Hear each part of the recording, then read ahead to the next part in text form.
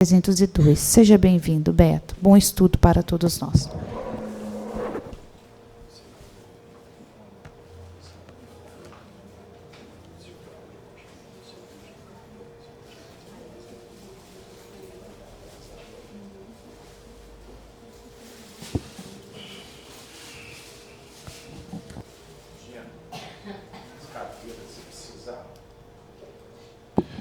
Boa noite para todos.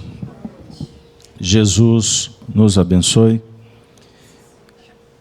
que a nossa noite possa significar mais um encontro de bênçãos que favoreça ao nosso crescimento, ao nosso fortalecimento, a orientação que necessitamos, como também a medicação imprescindível de que necessitamos nesse momento, que a espiritualidade possa favorecer para que o ambiente seja ionizado, impregnado com aqueles elementos terapêuticos que remediam, que nos auxiliam nesse momento tão importante da nossa evolução. Sejam todos bem-vindos a quem está vindo à casa a primeira vez. Nós também damos boas-vindas para os amigos que nos acompanham pela transmissão do Facebook, do YouTube, através da rede Amigo Espírita, os amigos da FEAC que acompanham pelo portal da casa, feac.org.br, aqueles que quiserem assistir os vídeos depois, eles estarão disponibilizados tanto no nosso site quanto na rede Amigo Espírita. Pois bem, abraçamos ainda os amigos da Rádio Brasil Espírita de Maceió, que favorecem para que a audiência também vença as fronteiras, os limites físicos e chegue para os nossos amigos que estão, inclusive, fora do país. O nosso trabalho de hoje, nas noites de quinta-feira especificamente, é voltado para o estudo do Livro dos Espíritos, que é a obra básica da doutrina espírita. Livro que foi publicado exatamente no dia 18 de abril, no ano de 1857. Então, hoje é uma data muito especial. Inclusive, foi instituído, foi promulgada uma lei aqui pela Assembleia Legislativa de Minas Gerais, que o dia 18 de abril é o dia do Espírita, ou dia do Espiritismo. Pois bem, então nada melhor do que numa data festiva a gente se reunir para recordarmos de Allan Kardec, da sua esposa Amélie Boudet, que teve um papel extraordinário para que a obra fosse codificada, a todos os espíritos que trabalhavam com Kardec na época, os médiuns, seus colaboradores, fazer uma reverência à Sociedade Espírita de Paris e ao Espírito de Verdade Jesus, que trabalhou proficuamente com uma equipe enorme de espíritos que contribuíram na codificação dessa doutrina maravilhosa. E hoje eu tenho a alegria de partilhar com vocês que nós recebemos uma notícia hoje que a nossa obra, que trabalhamos durante muitos anos, o livro Chico Xavier, do Calvário à Redenção, ele finalmente ficou pronto e chegou hoje na editora. Nós já distribuímos as fotografias daquele momento festivo na editora e a editora já está providenciando a distribuição do livro em nível nacional. E aconteceu um fato muito importante, que parece que foi até planejado, combinado. Por nós, não foi combinado por nós. Para nós foi o fruto de um acaso. O livro ficou pronto exatamente hoje. E dia 18 de abril, no ano de 1908, reencarna, nasce em Pedro Leopoldo, Maria da Conceição Xavier, irmã de Chico Xavier. E esta obra faz uma homenagem, ela presta vamos dizer assim, um preito de gratidão a Maria Xavier, que foi um espírito muito carinhoso e muito querido por parte de toda a família Xavier. Então, a história foi construída em torno dela, dos seus filhos e daquele seu irmão, Chico Xavier. No dia do aniversário dela, o livro ficou pronto. Se fosse combinado, não ia dar certo, da nossa parte. Mas como foi um acordo selado no mundo espiritual, deu certinho. E eu gostaria de endereçar um abraço a toda a família Xavier, que, por certo, estão vibrando, felizes por esse acontecimento. Denise, ao final da reunião, vai anunciar para vocês algumas datas que serão tratadas como lançamento do livro. Pois bem, então, no estudo do Livro dos Espíritos, que é o nosso objeto principal, e depois nós vamos falar mais da família Xavier, o nosso tema que trata das questões das uniões, né, das afinidades, como que se estabelece o plano de socialização dos espíritos. E esse assunto está exatamente na segunda parte, no capítulo 6 da obra. E nós estamos no tópico, então, relações de simpatia e de antipatia entre os espíritos. E hoje nós vamos trabalhar a questão 301 e 302. E para começar o estudo, eu peço, Denise, que faça a leitura destas questões. Denise, leia para nós, então. Aliás, a questão 300, é isso mesmo, até 302. Pode começar. Questão 300.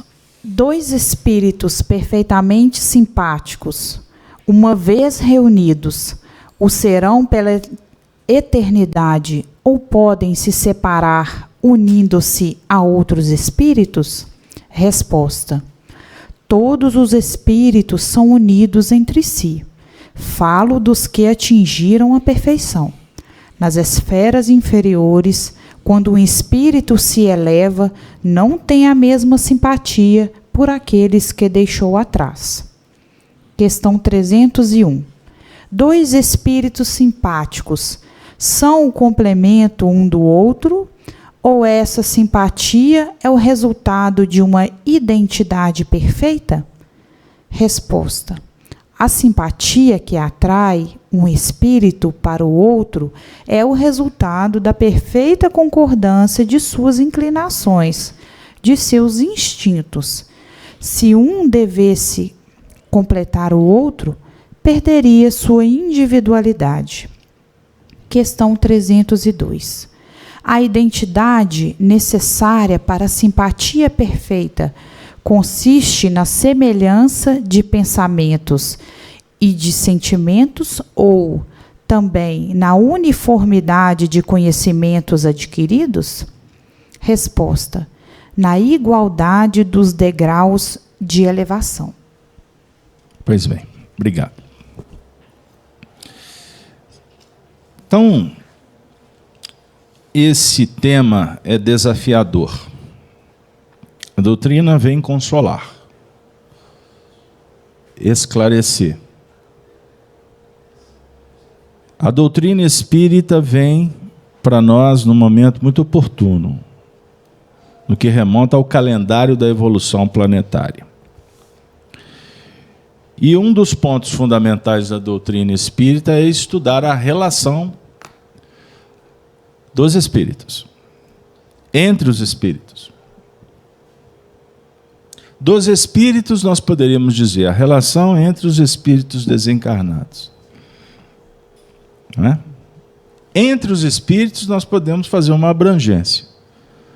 A relação deles para conosco e vice-versa. Porque o tempo todo nos intercambiamos com os espíritos. Como nos comunicamos, como convivemos com os espíritos que estão encarnados, as almas que estão aqui conosco. Então, na verdade, somos espíritos, encarnados ou desencarnados. Ficou claro? Então, essa linguagem, ela é importante para que a gente possa, inclusive, se entender ou se perceber como espírito imortal, que somos, todos. Sendo espíritos imortais, a nossa vida não se limita entre o berço e o túmulo. Ponto. Então, são princípios fundamentais para serem estudados. A doutrina espírita é a ciência, tratando-a como um princípio que estabelece estudo, prática. É a ciência que estuda, então, a relação entre os espíritos, porque eles existem. Eles são reais. Então, nós precisamos de entender como é que funciona. Inclusive, para termos mais competência para se relacionar com eles. Porque eles estão em toda parte. Eles nos secundam, eles nos inspiram, eles nos protegem. Como eles também promovem a desdida, as quedas. Os espíritos influenciam negativamente também. Então, existe aquele grau de evolução que nós nos matriculamos, que nós definimos como posição evolutiva. Então, se aqui na Terra existe uma variação de posição, no mundo espiritual mesmo se dá. Os espíritos são conhecidos pela sua elevação moral, pelo seu grau de conhecimento, pela sua capacidade de amar, de qualificar, de se libertar. E tudo isso vai definindo, então, uma condição evolutiva que traz para cada um tarefas, de acordo com o seu nível de compreensão. Fazemos parte, portanto, de uma ordem, de uma engrenagem. Todos nós. Até aquele que desconhece, ele está contribuindo de alguma sorte com essa estrutura evolucional. O que eu quero dizer? Nós somos individualidades, temos livre-arbítrio, mas temos responsabilidades mediante a utilização do livre-arbítrio. Porque ninguém vive só. Estamos em sociedade, seja uma comunidade pequena ou mais extensa. Alguém pode redarguir dizendo: não, mas eu sou uma pessoa só, não tenho ninguém. Engano seu, com todo respeito. Porque, no mínimo, você tem um espírito protetor. Então, você não está só. No mínimo. No nosso grau evolutivo, naturalmente que existem espíritos simpáticos que compartilham dos nossos interesses, dos nossos sentimentos. Então, aí, brincando, já são dois. Tem um que protege, tem um outro que tem simpatia. E como a gente brinca que não somos boa bisca, que a gente costuma, trocar os pés pelas mãos, aí a gente costuma criar alguns problemas pelo caminho. Em alguns casos, isso pode causar adversidades, inimizades. Então, aqui eu já vou colocar um terceiro elemento. Então, já são três. Como é que você pode dizer que você caminha sozinho? É um grande engano. Mas eu não os enxergo. Não significa que eles não existem. Você fica prestando atenção no Sol? Não. Mas o Sol é o mantenedor da vida no planeta. Você acreditando, discordando, o Sol te aquece, o Sol sustenta a vida. Ele existe. Agora, quanto mais nós compreendermos o Sol, podemos tirar muito mais proveito do que, então, compreendemos como necessidade nossa. Pois bem, então essas questões são muito interessantes, porque vai definir que os espíritos, no mundo espiritual, se reúnem por simpatias. Só que estas uniões não são eternas, como nós imaginamos que sejam. a definir que o nosso ciclo é limitado. Pelo contrário, quanto mais evoluído, vai se expandir.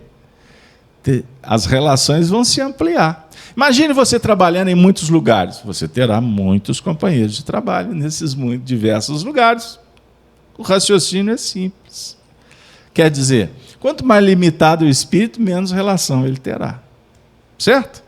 Por escolha ou por limite. Ponto. Mas a partir do momento que a gente se movimenta, sai de casa, você vai encontrar alguém no portão, na esquina. Aí começam as oportunidades.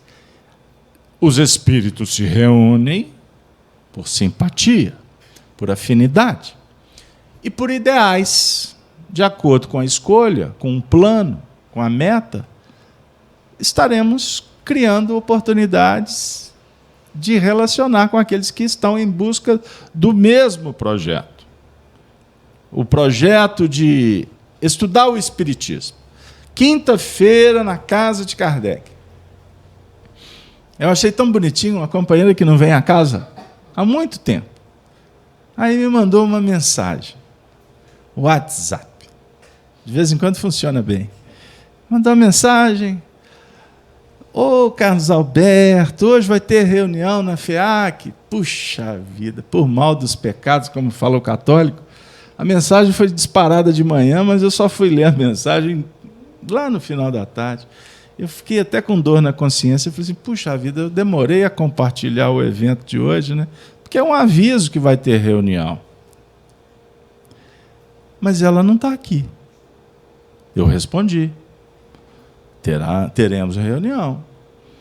Ela não apareceu. Com isso eu quero dizer para vocês que é mais fácil ter a reunião do que não ter a reunião. Então, quando tiver dúvida, porque amanhã é um feriado, e para algumas pessoas hoje já é feriado. Reclama do salário, fala do governo, mas a repartição pública está fechada hoje. Não é? Ah, mas eu trabalhei muito, estou tão cansado. Direito de cada um, eu não vou entrar no mérito. Mas eu quero dizer para vocês o seguinte, na nossa concepção hoje não é feriado.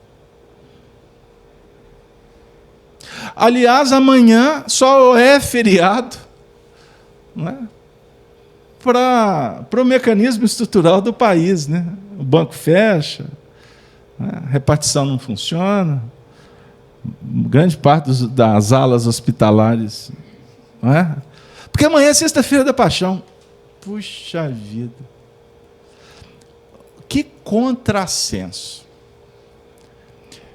Porque é um dia consagrado a refletir sobre Jesus. E nós, religiosos, vamos refletir sobre Jesus lá no Parque Ibirapuera. Nossa, por que saiu isso aqui, hein, Inês? Ainda tem Espírito Paulista. Lá na Serra do Canastra. Vamos para a Serra do Cipó. Assim, vamos para a praia, oportunidade. Vai refletir sobre Jesus. Ok. Agora observem bem como que nós somos infantis, ineficientes, renitentes no que remonta à proposta de Jesus. Querem um exemplo? Hein, Raquel? Isso é para vocês ficarem felizes porque vocês vieram e a moça não veio. Porque Jesus falou assim, o meu Pai, ele está se referindo ao Pai espiritual dele. O Pai espiritual dele é Deus? Pode ser que sim. Não vou entrar no mérito. Mas faz de conta que realmente seja Deus. O meu Pai trabalha até agora, e eu também. E o povo está tirando feriado em nome de Jesus. Olha que barato. Então fica um aviso.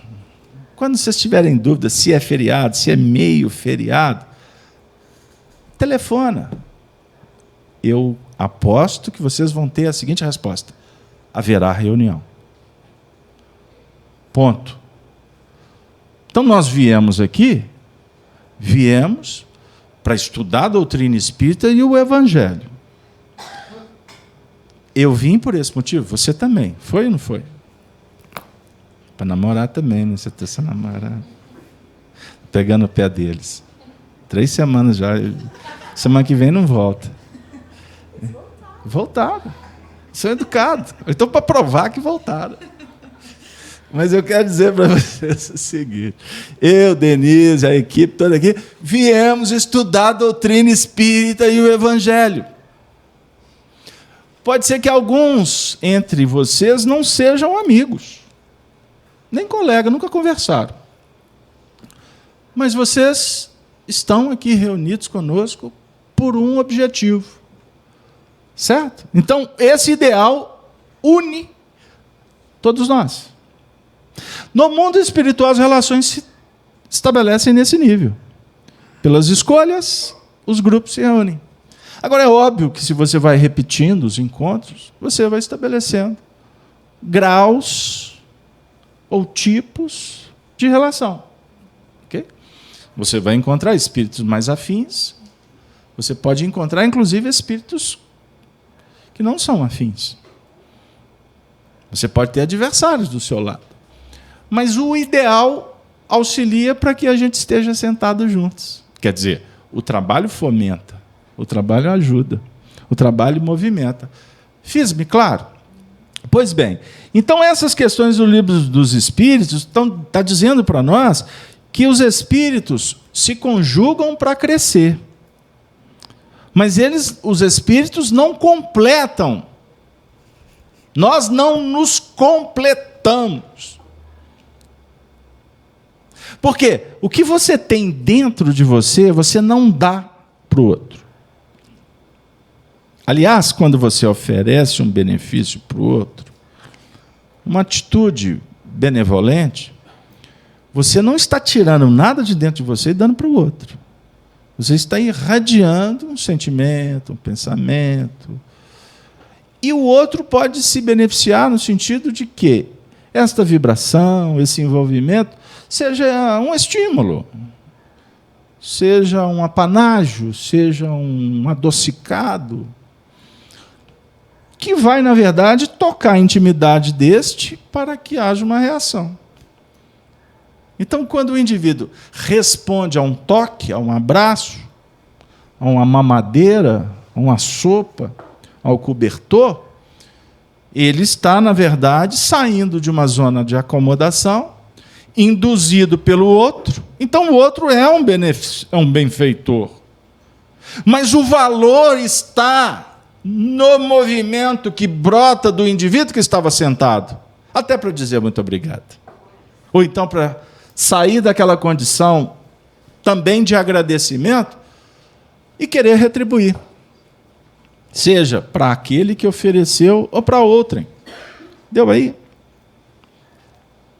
Então, nós vamos refletindo, por exemplo, com Kardec, quando fala que fora da caridade não há salvação, nesse sentido, porque a caridade, na verdade, é um projeto educativo.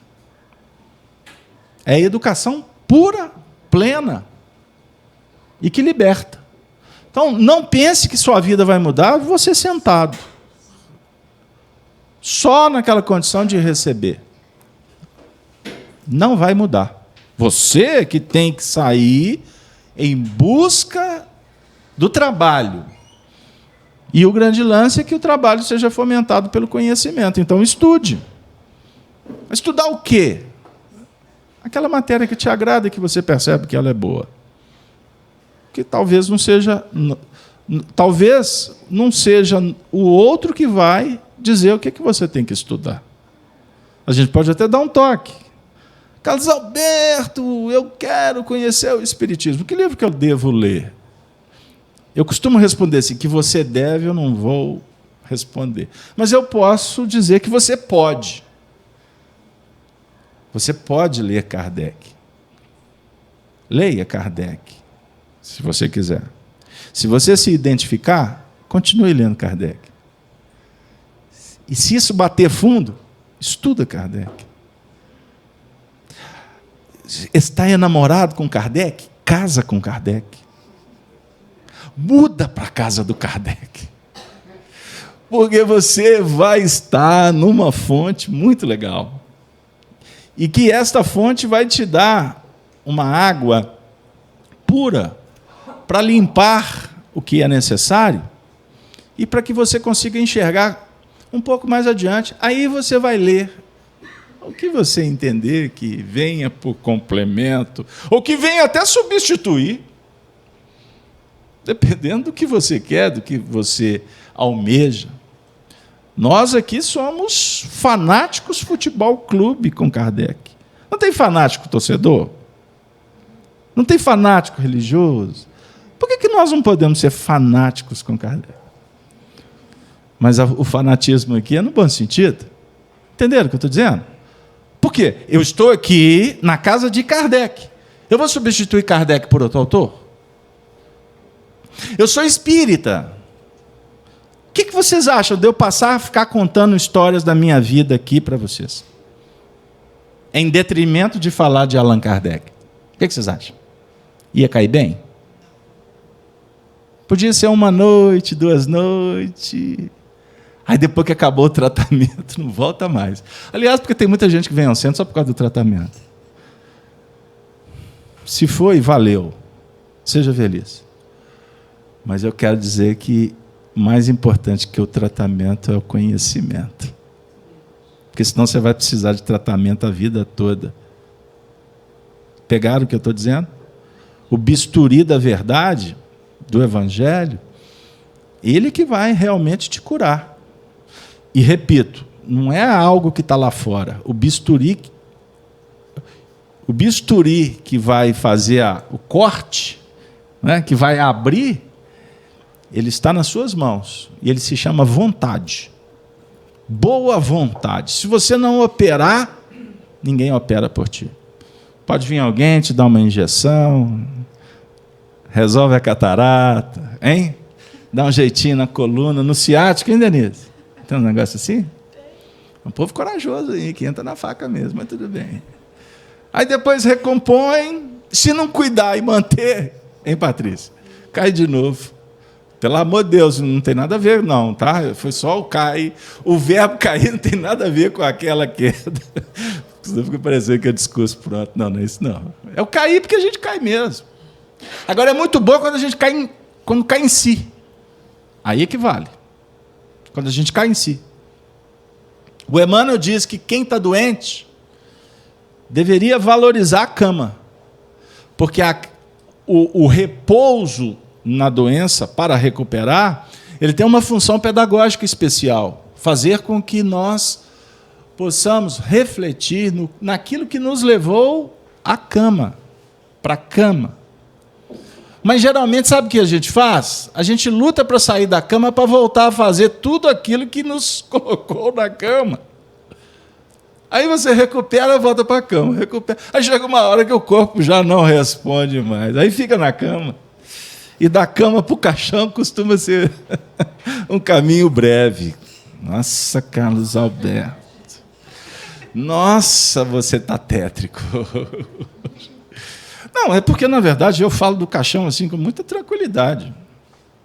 Porque as nossas opções, quando são radicais, ou elas nos levam para a cadeia, para a cadeira de roda, para a cama ou para o caixão. Já viram isso? Não é? É ou não é, Denise? Ou então para o céu. Para conjugar a letra C. Para o céu. Qual céu? Estado de alma.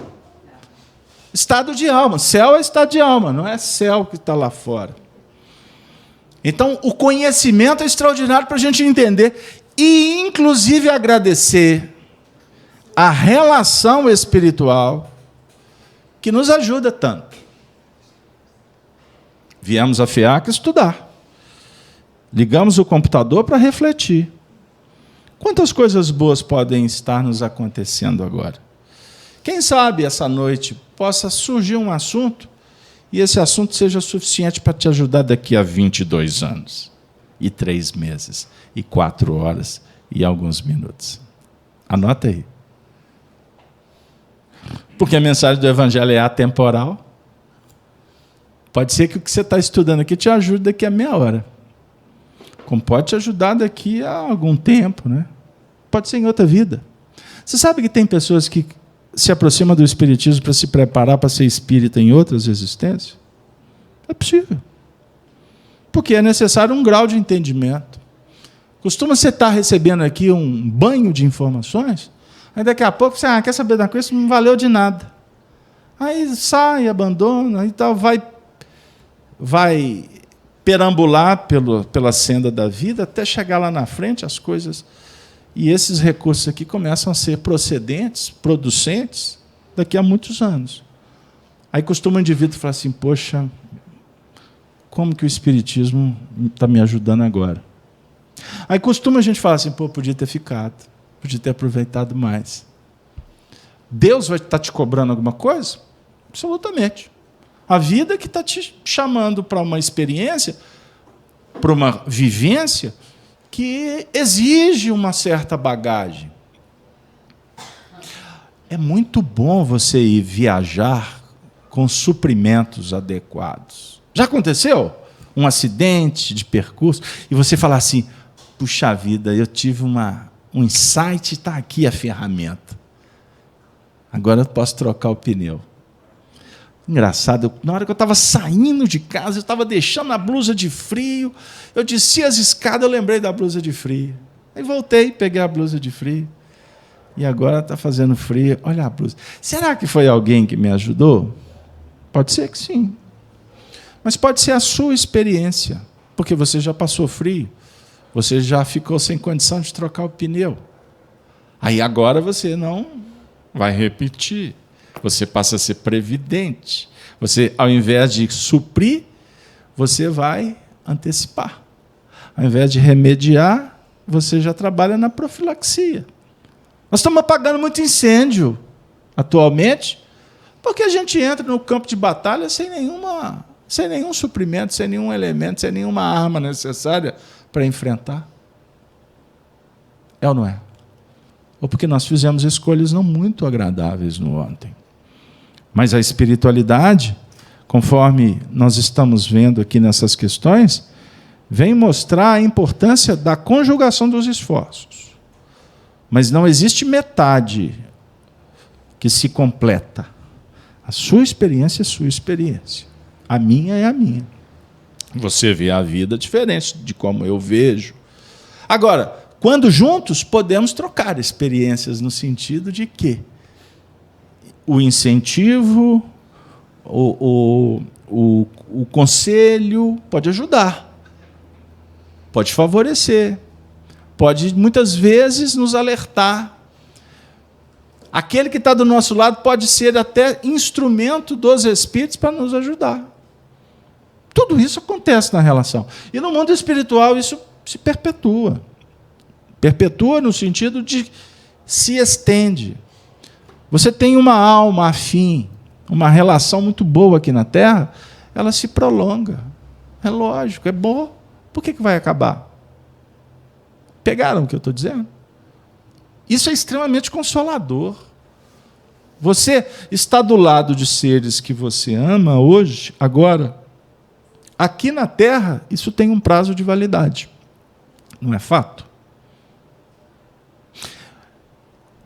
Muitas vezes a gente fica triste, né, quando olha para trás e fala assim, puxa vida, tudo era tão bom, agora mudou tanto. Não é assim? Mudou porque você mudou. Então, são fatos, acontecimentos que vão nos auxiliando a entender que nós temos que aprender a fazer do instante algo para sempre, sabendo que esse instante não será para sempre. Ele tem o seu grau de importância e ele tem o seu período de existência. Mas você é eterno.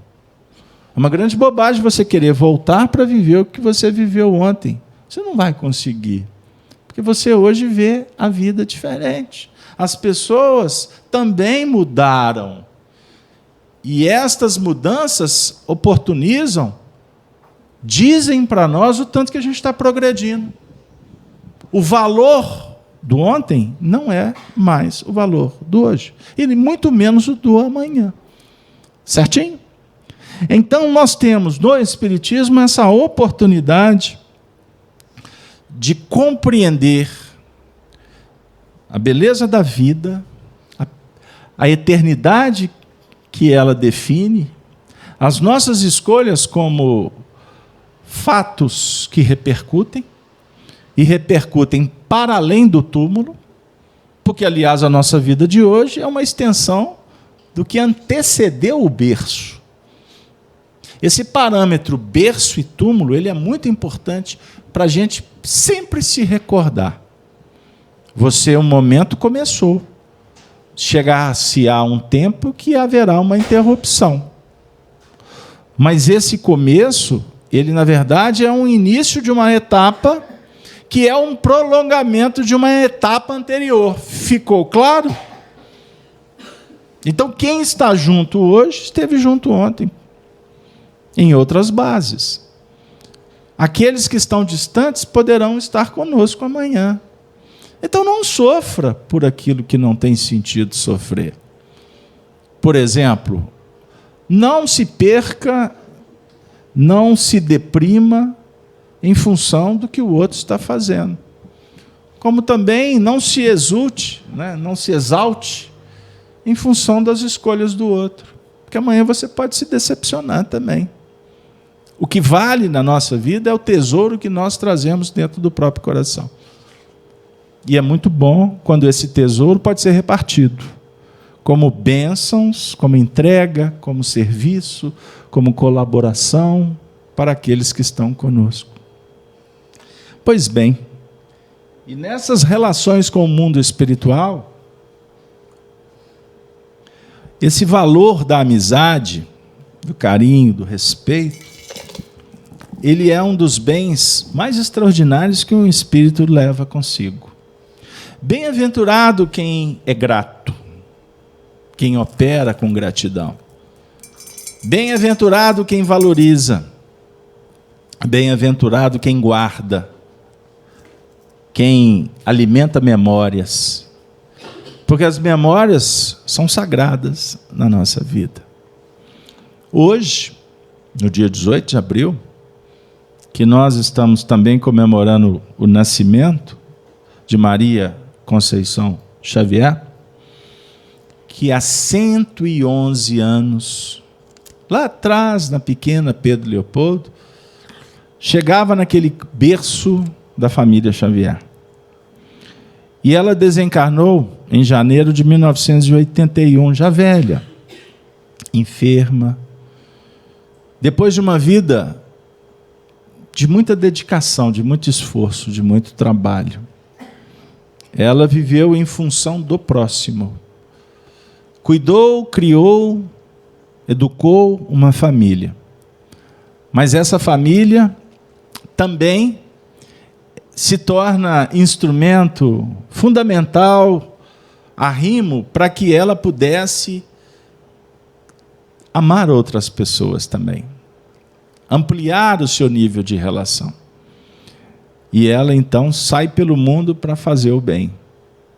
E foi uma vida inteira dedicada ao semelhante, aos sofredores. Crianças desvalidas, os velhinhos em dificuldade. A vida dela, do seu marido, da sua família, se estabeleceu, se desenvolveu na pequena e secular cidade de Sabará. No livro Chico Xavier do Calvário, A Redenção, é uma obra composta de 2 episódios, é um conjunto. O primeiro episódio está sendo lançado agora e o segundo episódio, quem sabe, ano que vem. É uma obra que conta parte dessa história. E um dos pontos que reputo como estrelas que brilham dentro de uma constelação são as cartas de Francisco Cândido Xavier para os filhos de Maria Xavier que estavam sofrendo com a morte dela. Porque foi uma vida sofrida e uma morte muito dolorosa também. E Chico Xavier acolhe os filhos, então, de Maria Xavier, o seu viúvo, no caso, o viúvo dela, Jaci Pena. E eles passam a intercambiar mensagens, consolo, cartas. E Chico Xavier, então, vai se revelando um grande expoente no compromisso com a família. Isso é um dos pontos fundamentais do livro. Porque nós conhecemos o Chico Xavier do povo, da televisão. O Chico médium de centenas de livros. O Chico Xavier, instrumento de Emmanuel e de centenas de espíritos que, em nome de Jesus, vieram trazer belíssimos ensinamentos. Podemos lembrar do Chico Xavier, médium dos espíritos que vieram contar para suas mães que a vida prosseguia para eles. Chico Xavier das cartas consoladoras, das psicografias, das prescrições homeopáticas de Bezerra de Menezes. Chico Xavier dos romances de Emmanuel. O Chico Xavier de André Luiz com a saga A Vida Triunfa, né? Nosso Lar e tantos livros, quando André Luiz vem contando como é a realidade no mundo espiritual, dando um prosseguimento ao que Kardec iniciou no século XIX. Mas tem um Chico Xavier muito querido, um Chico Xavier que foi amigo do povo de Pedro Leopoldo, que tem imensas saudades. Também as pessoas simples que se aglomeravam na porta da casa dele em Uberaba, aquelas pessoas incultas, pobres, miseráveis, que faziam filas quilométricas para passar pelo Chico, ganhar R$1 ou uma nota da época que seja, a ter a oportunidade de ficar perto de um homem bom, um homem que deu a vida para divulgar a mensagem de Jesus. E, acima de tudo, dar um exemplo para todos que o observam, que na sua simplicidade, na sua fidelidade, Chico tentou dizer para nós que isso é possível ser feito. Que não precisa de ser um espírito mega, ultra, super evoluído para fazer o bem.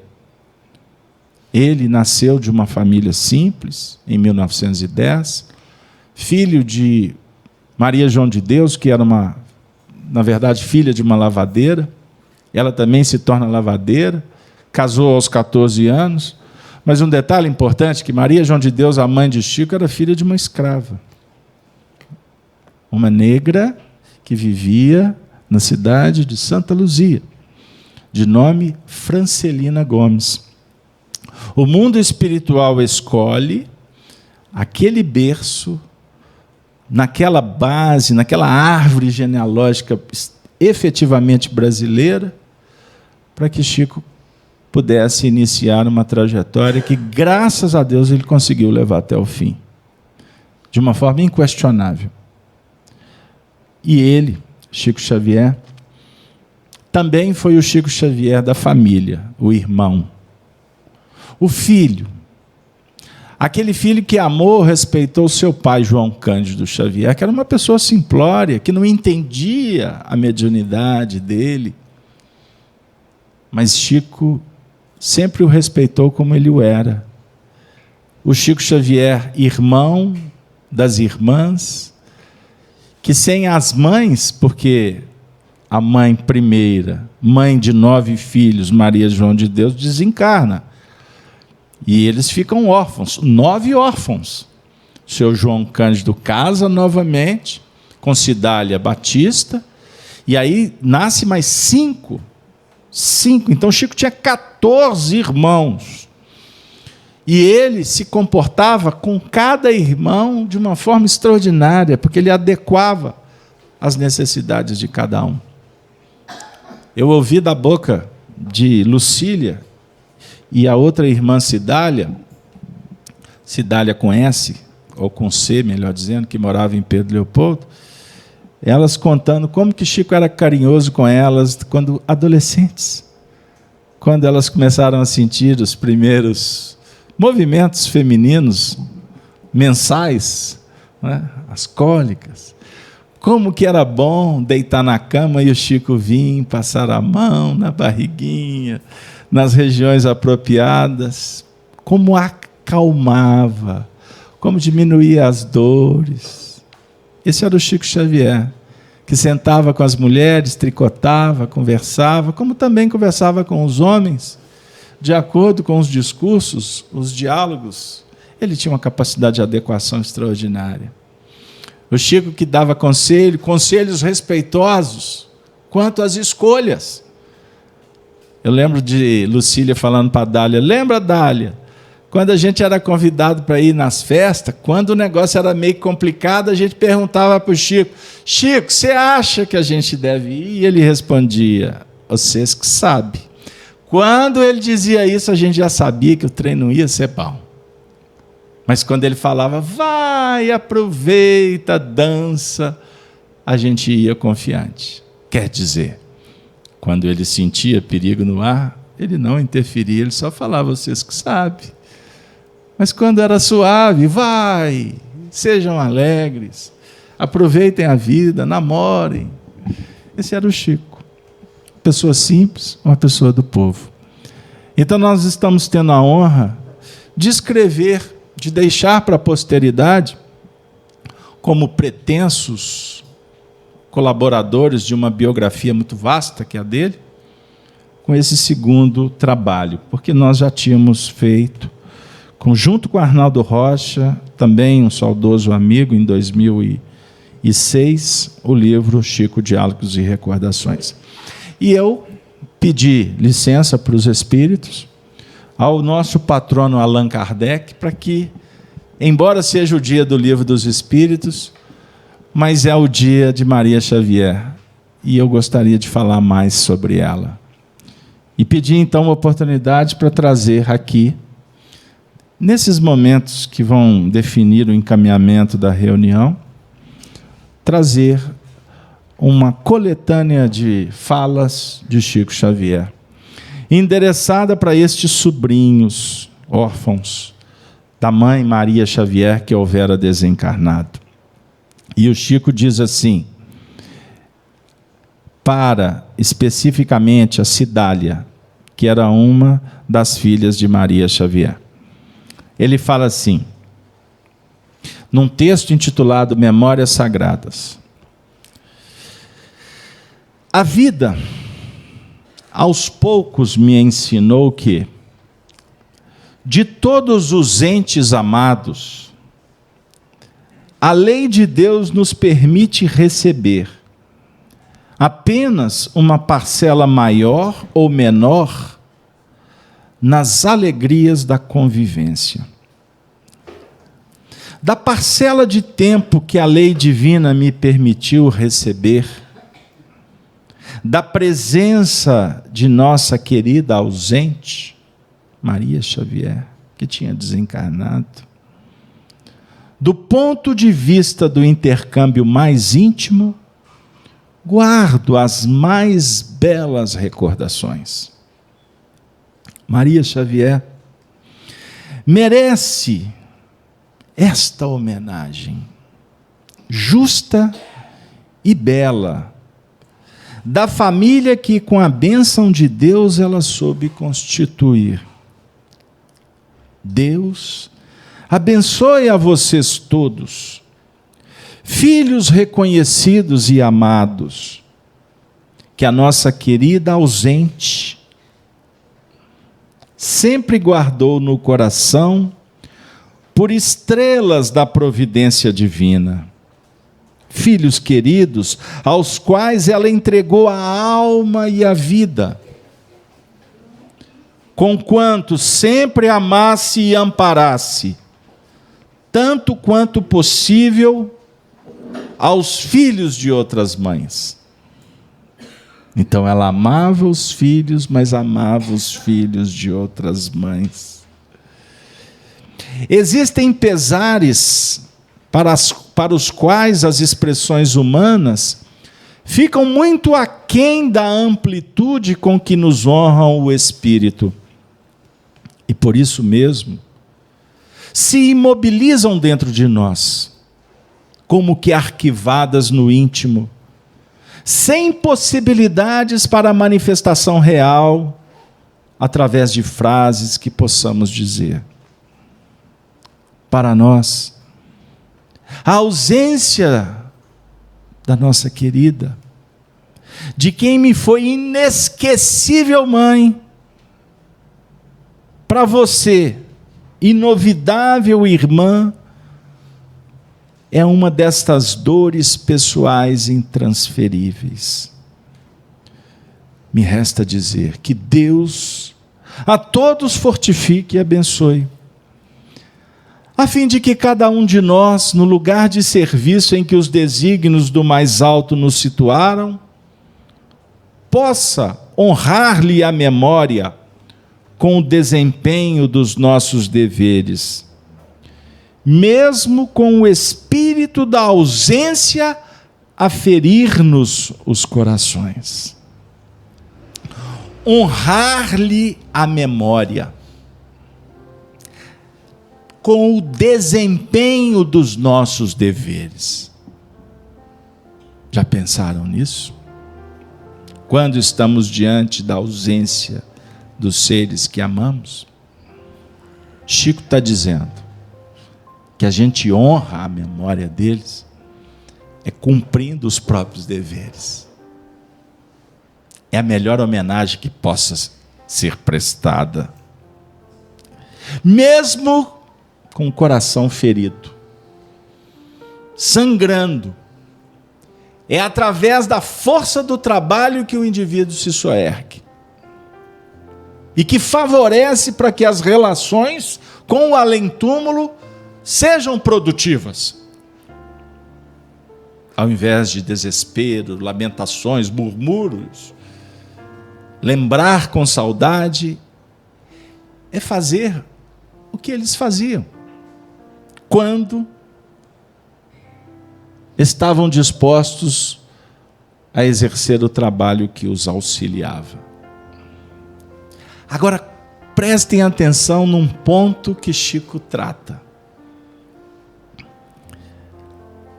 Ele vai falar sobre a cidade de Sabará.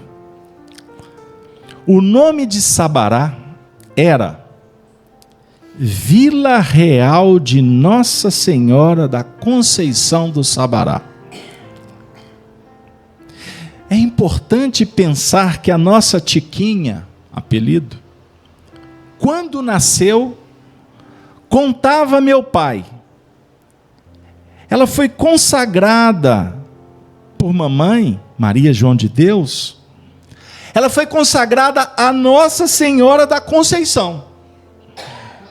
Por isso ela se chamava, em solteira, Maria da Conceição Xavier. E depois de casada, a providência divina, o que fez? Levou ela para morar em Sabará. Ninguém sabia. Obra do acaso. Durante os dias, somados em alguns anos, em que a bondade do céu me concedeu a felicidade a que me refiro, nela sempre encontrei a irmã dedicada e otimista, companheira do lar e benfeitora infatigável.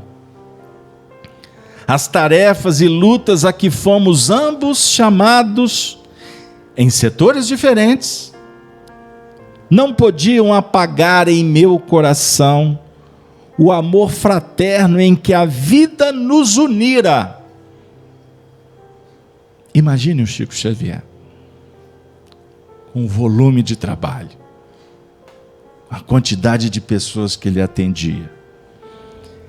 Ele está aqui dizendo da importância do trabalho que ele e ela realizavam em setores diferentes.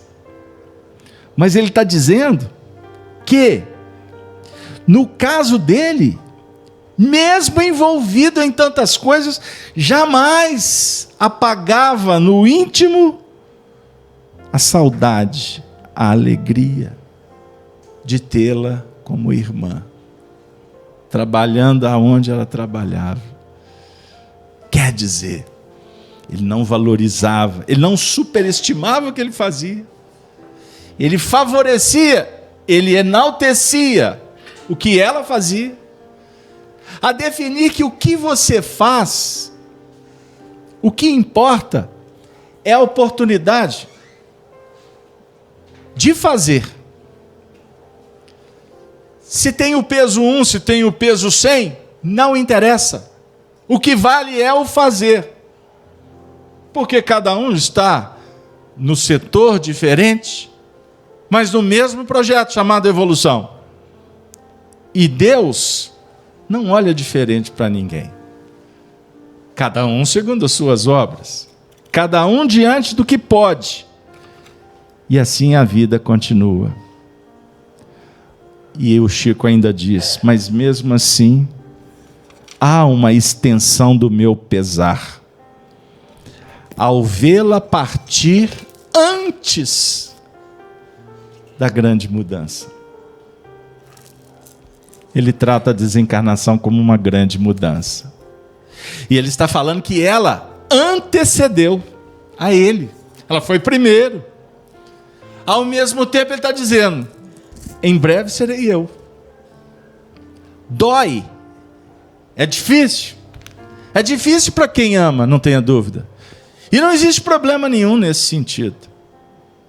A questão é desenvolver a compreensão que essa mudança ela é transitória. Porque quando nós estamos esposando, repito, o mesmo ideal, nós podemos reencontrar depois. É da lei.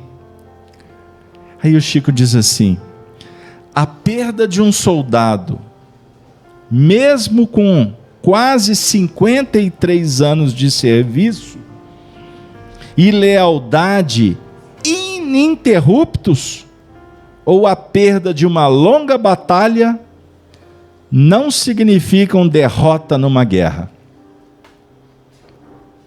Que frase! Agora prestem atenção, eu convido, numa frase que Chico usa nessa carta, que é uma das frases mais especiais que ele inspiradamente nos oferece, dentro de centenas e centenas de cartas. Ele diz assim, a luta do bem contra o mal e da luz contra as trevas continua sempre, é ininterrupta. Pequenino e modesto soldado, nas fileiras dessa guerra espiritual, até a vitória final do bem com Jesus, continuo com o mesmo ardor de fé em Deus e certeza na imortalidade. No lugar de serviço que os mensageiros da luz divina me confiaram por acréscimo de misericórdia para com o meu espírito imperfeito. Só isso, só essa expressão, 3h30 de estudo. Mas eu não vou cansá-los, prometo. A luta entre o bem e o mal. Ele nasceu em 1910. Ele desencarnou em 2002. Nós vamos estudando a vida do Chico e a gente vai percebendo que o que ele está falando aqui foi uma luta permanente, em todos os sentidos. Chico Xavier deu um grande exemplo de um batalhador que jamais desistiu, que jamais arredou o pé do posto de serviço que a providência divina o colocou. Porque ele foi percebendo ao longo do tempo que ele precisava, que isso era fundamental. Ele está falando aqui sobre a fé em Deus e a certeza da imortalidade. Foi o móvel, foi a bateria, foi o sustento, foi o indicador, seja o que a gente define aqui como expressão do pensamento, que impulsionou essa alma durante tanto tempo. Não pense que vai acabar. Nós podemos dizer que a luta entre o bem e o mal só começa a cada momento que você percebe que ela existe. Tem muita gente que quer acabar com essa batalha. Pobre pensamento. O indivíduo vem ao centro, nos procura dizendo: eu queria solução. Eu quero a solução.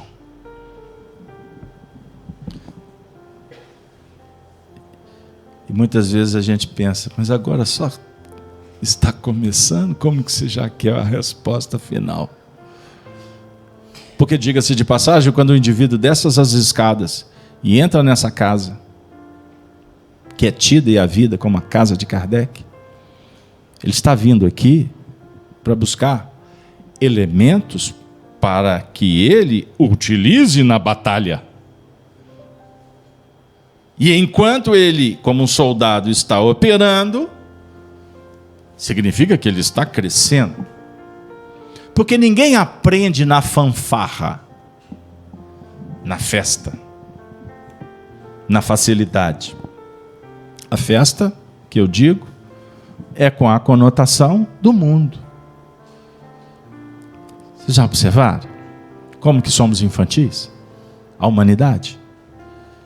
Você liga a televisão muitas vezes, aí o seu pensamento daqui a pouco vai devagando. Aí quando você está com um pouquinho de evangelho, você faz assim, peraí, faltando alguma coisa. Produtividade. Quando este desejo, essa vontade brota, é um grande indício que o indivíduo está acordando. Porque tem muita gente que costuma almoçar no domingo e ficar até 10 horas da noite na televisão. Não tem problema não, tá, gente? Quem gosta, continua. Mas depois você torce, não sai nada. E costuma ele desligar a televisão às 10 horas, porque tem que trabalhar no dia seguinte.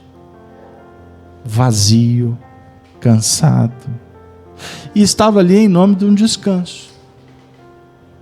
Estou dando um exemplo bem chulo, mas bem comum. Porque amanhã, inclusive, é feriado.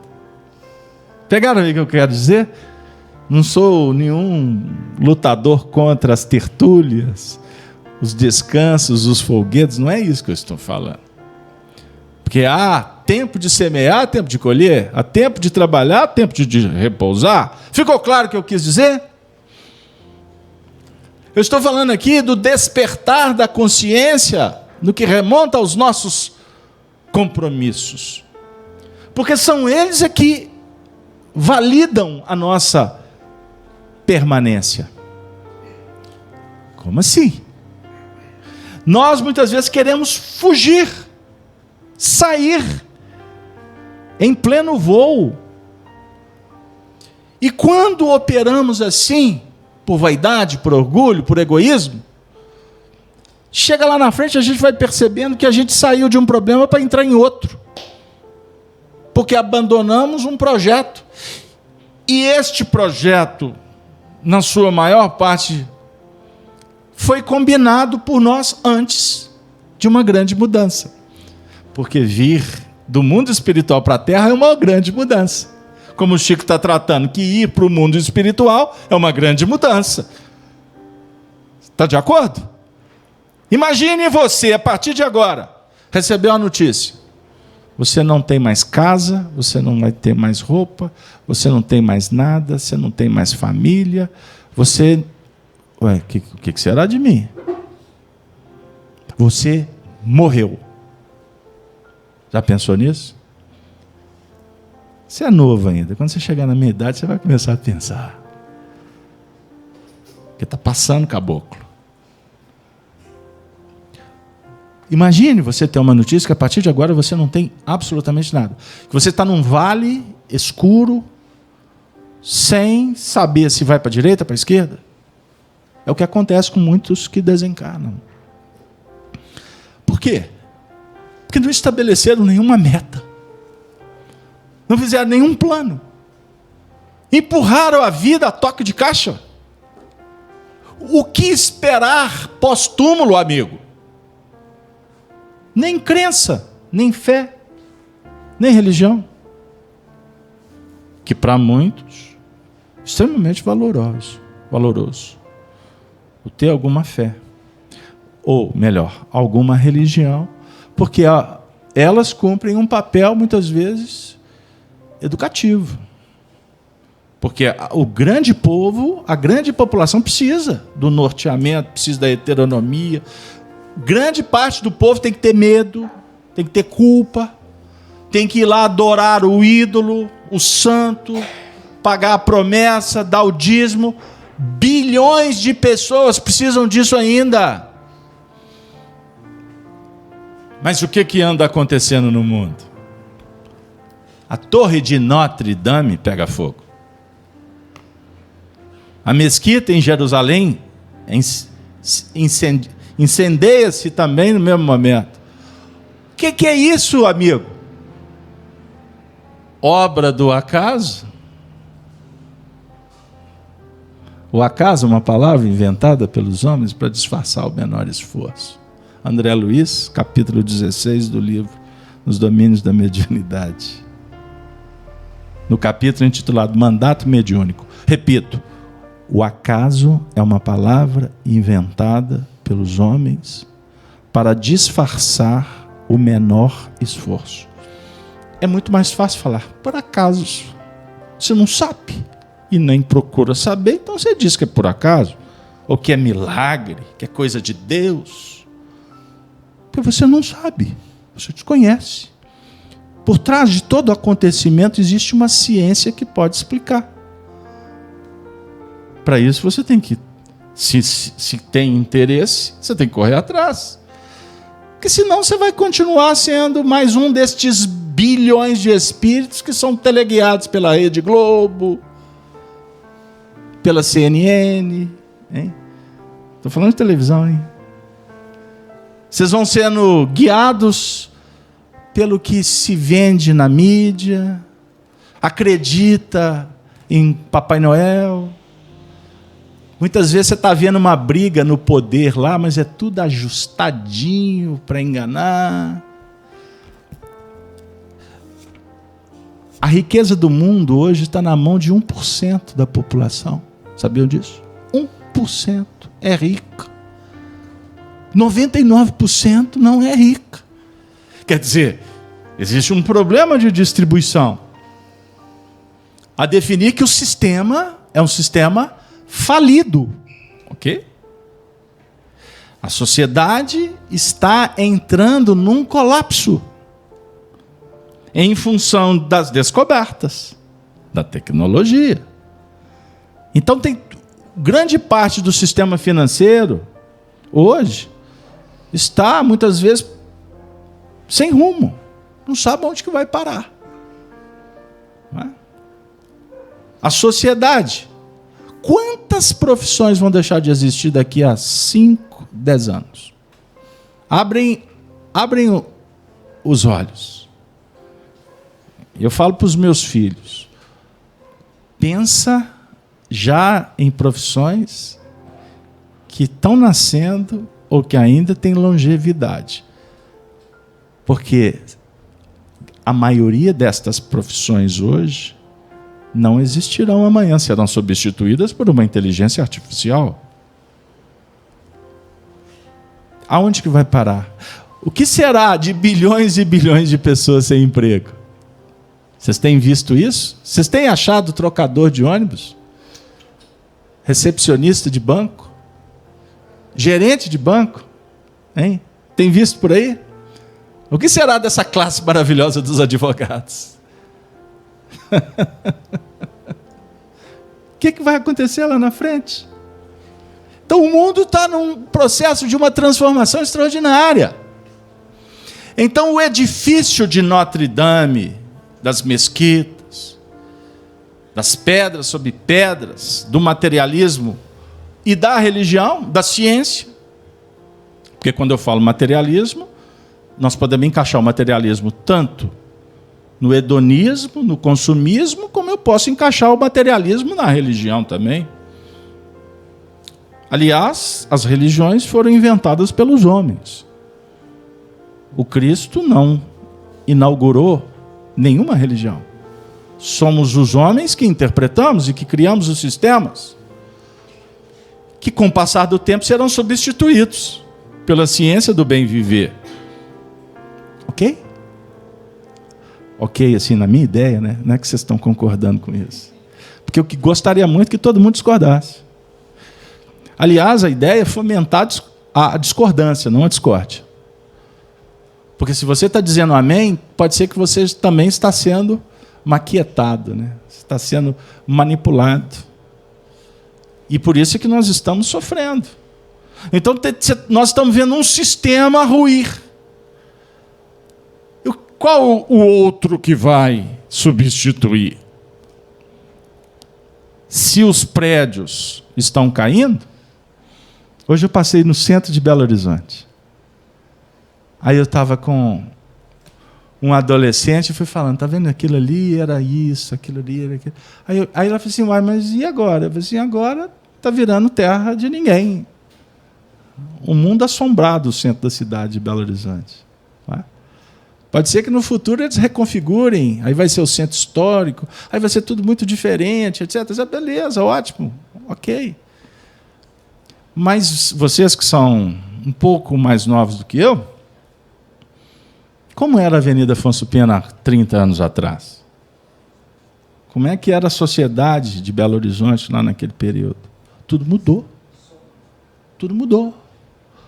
Descentralizou, espalhou. Shoppings, os bairros, periferia, tudo mudou. E nós estamos reclamando quanto ao convite para que a gente mude. Você não é mais aquele cidadão que viveu na década de 70, de 80, de 90. Hoje nós escutamos Supertramp saudosamente. Não é? Escutamos Beatles, escutamos Elvis, hein? Escutamos a Bossa Nova, somos saudosos. Ok, mas o mundo mudou. Aliás, a música é eterna, quando boa. Mas o mundo mudou. Você mudou. O Chico Xavier está dizendo aqui que ele mudou também. O que não mudou na vida dele foi o combate entre a luz e as trevas. Disso ele não arredou pé. O Chico, em 1915, 1920, andava descalço em Pedro Leopoldo. Arnaldo conta, 1952, o Chico, com aquela simplicidade, começava a reunião, a primeira coisa que o Chico fazia era tirar o sapato. Ficava descalço para aliviar as dores, que ele andava muito, ele trabalhava muito. Aqueles pés que sangraram, calejaram, em função de um labor que ele jamais abriu mão. Então, a gente vai trabalhando alguns textos, e esses textos calam fundo no nosso coração, porque nós vamos verificando o seguinte, que os desígnios do alto propõem que sejamos filhos de Deus, e não filhos do nosso egoísmo. Nós temos que transcender isso. O Chico está dizendo assim, se for desígnio do mais alto que eu venha me sentir absolutamente sem forças, para servir na causa em que fui engajado, e se me reconhecer rodeado pelos salteadores das trevas, sempre interessados na destruição dos valores do Cristo, que fomos chamados a cultivar, rogo a Deus me conceda meios de sair-lhes da perseguição e do encalço. assim como concedeu forças à nossa estimada Tiquinha, para resistir-lhes a crueldade até o sacrifício, partindo do plano físico na direção do mais além, talvez incompreendida, mas não desmoralizada. Isso aqui é um desabafo. Os espíritos das trevas que permanecem no encalço. O que eles querem? Eles querem impedir o progresso.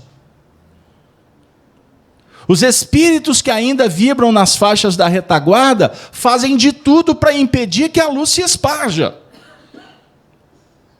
Aquela moça que não veio hoje, ela quis vir, mas ela não teve forças suficientes para vir. Por que será? Por que você veio? Porque você se determinou a vir. Foi você. Isso é valoroso. Isso define que você está sobrepondo, que você está resistindo, que você está encontrando elementos para não sucumbir. É triste quando o indivíduo se entrega, perde a fé, é um barco à deriva.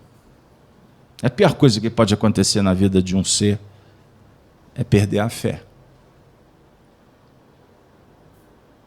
O Raul Seixas disse assim: tenha fé em Deus, tenha fé na vida. Tente outra vez. Morreu de uma forma lamentável.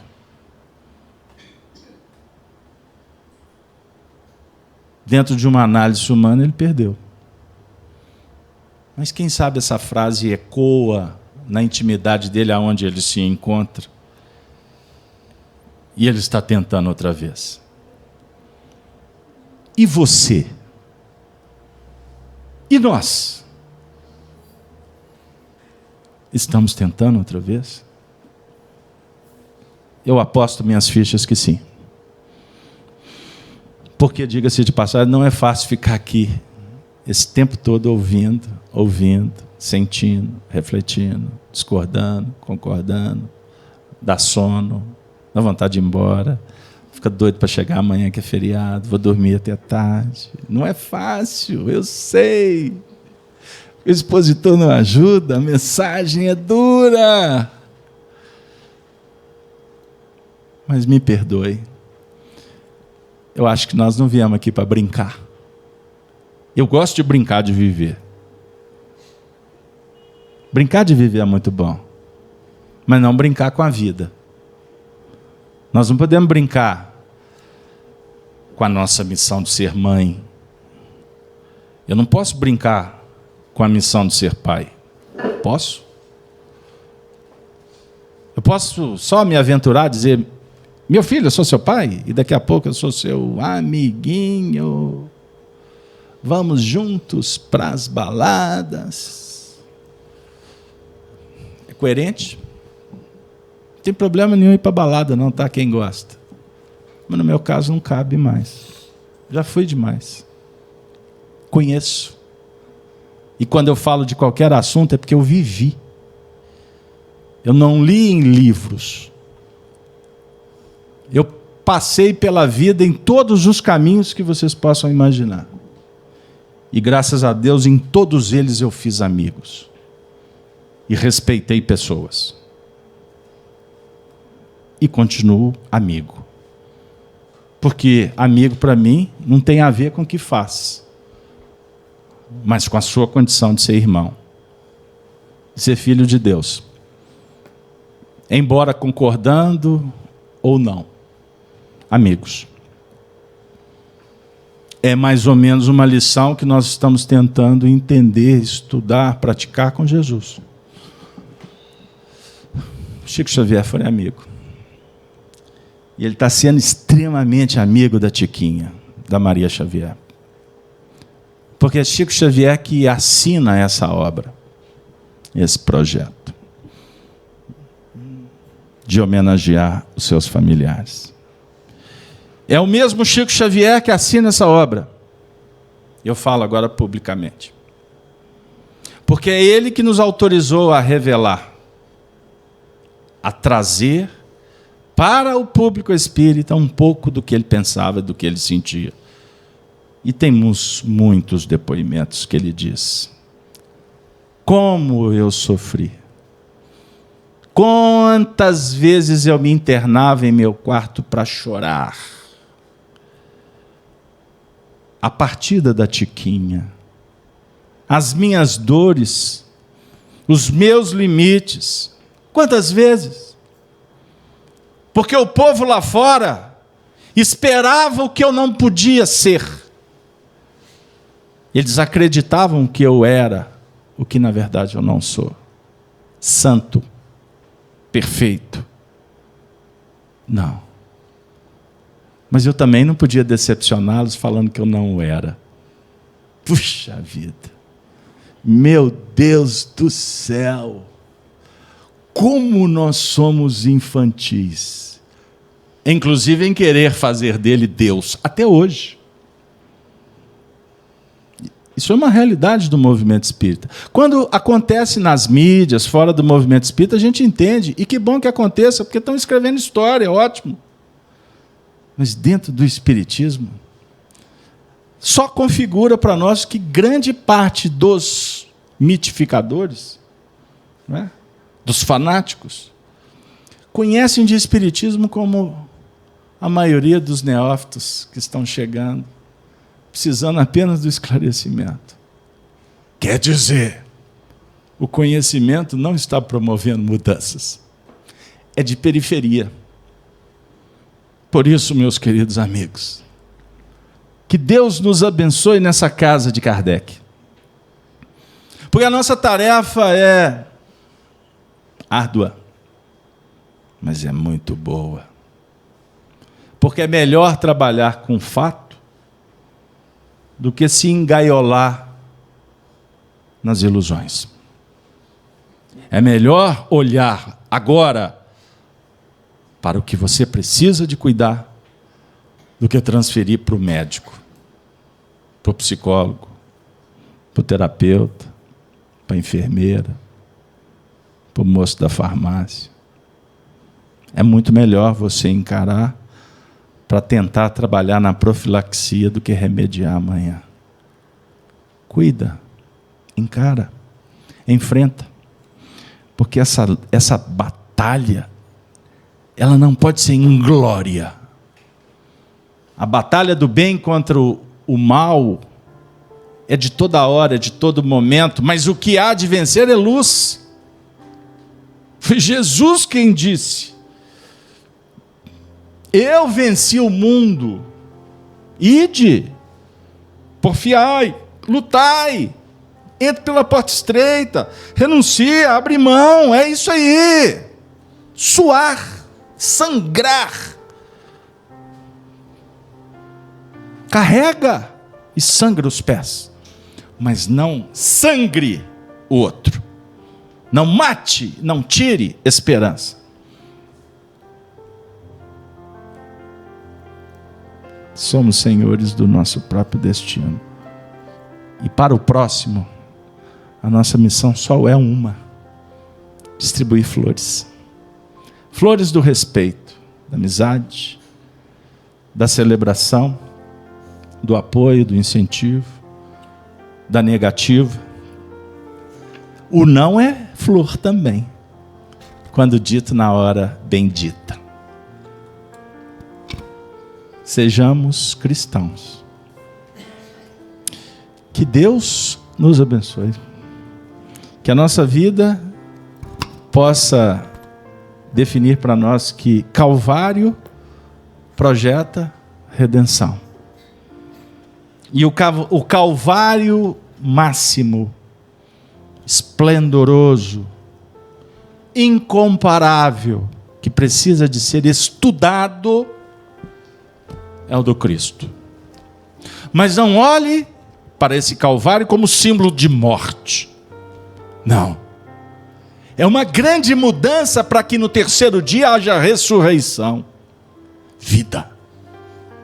Porque ele volta como campeão do túmulo vazio.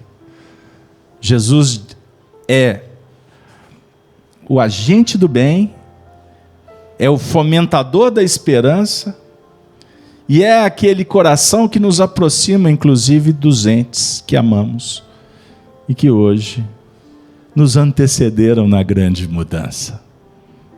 É Jesus quem favorece para que encontros como este se façam. Entre nós, entre o chat, entre o mundo espiritual, é Jesus, a expressão da luz e da sua vida em novas bases. Siga-o, não siga homens, não acredite em promessas. Sintonize com o Cristo. E no nosso caso, tendo Allan Kardec, um grande professor que nos ensina muito sobre o Evangelho de Jesus. Eu gostaria de agradecer a presença de todos, agradecer a presença e a oportunidade concedida pelos espíritos amigos, agradecer de alma e coração a Francisco Cândido Xavier e a Maria Xavier, que de mãos dadas agradecem a singela homenagem. Que estas letras, estas experiências possam chegar nos endereços certos, de pessoas que, como nós, precisamos realmente acreditar em Deus e ter fé na vida. E que o Raul Seixas receba o nosso abraço onde ele estiver. Porque também estamos tentando outra vez. E não queremos mais parar o mundo para descer. A gente quer estar no mundo para vencer.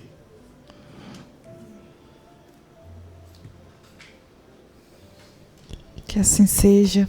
Obrigada.